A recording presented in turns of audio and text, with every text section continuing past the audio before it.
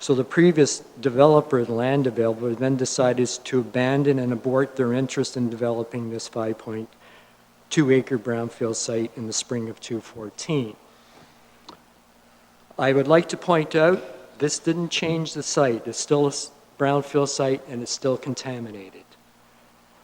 Since the site was zoned commercial serviced, and based on the Phase 3 geotech report, the alternate was to develop this 5.2-acre site into a commercial concrete floor plaza, which consists of a 1.2-acre concrete floor slab-on-grade commercial plaza, which would cap that segment of the site, 1.2 acres. This is 5.2 acres.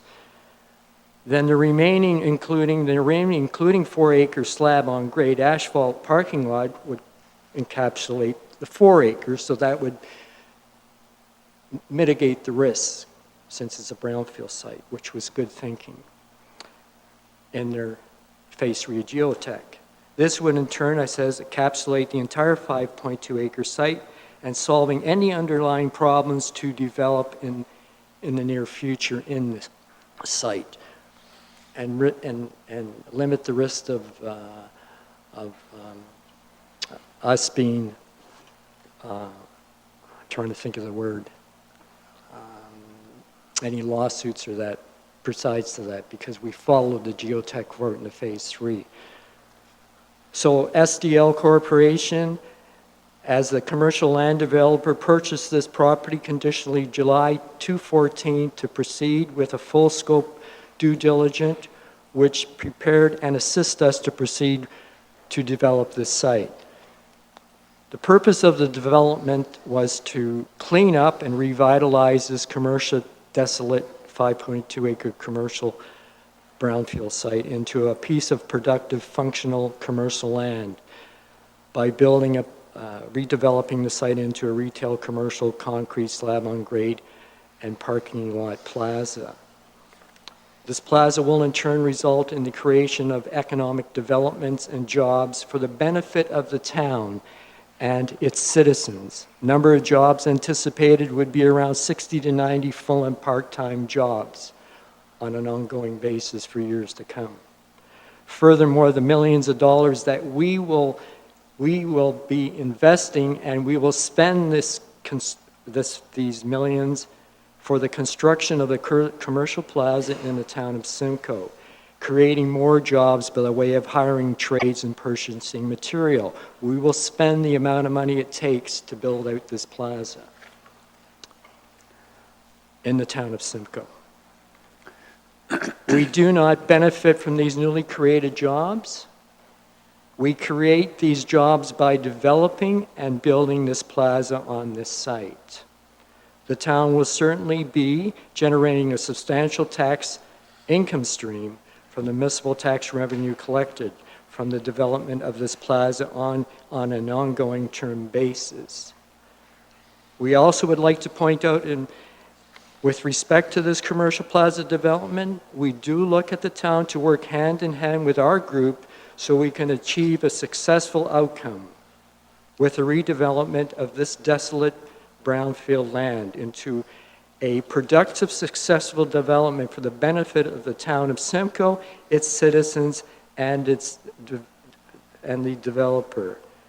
And keep in mind, one of your family members could be working at this plaza, or one of your children that are students could get a part-time jobs.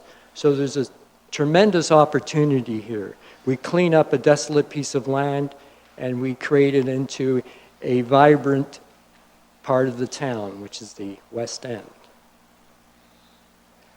And I'd like to move on to the 3 overviews I've given you there. And I just want to move over.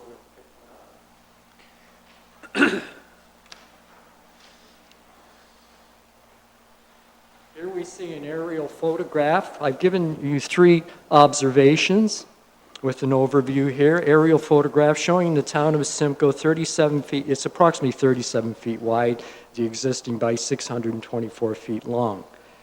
Boulevard landscaping long strip fronting the proposed commercial brownfield development. Now, if you go to the next page, this will give you another view, which will be your site plan showing the parking, et cetera, and the two buildings. Site plan shows the existing boulevard landscaping parquet, size 37 wide by 624. Now we have the final rendering of the building, the parking lot, and this wonderful boulevard. Look at it. It's 37 by 624. We could probably have barbecues on it and celebrate the opening when it's completed. This boulevard is, I'm assuming you folks have been out at the site and you've seen the ditch there. That's part of the boulevard is the ditch. That'll be filled in, and we'll be putting lawn and grass at our expense on it. And we'll be maintaining it. That is where we are at this point in term at this day. And I hope you will look at this for the basis of what we have to work with here and our position with respect to the landscaping within the parking lot. I thank you very much.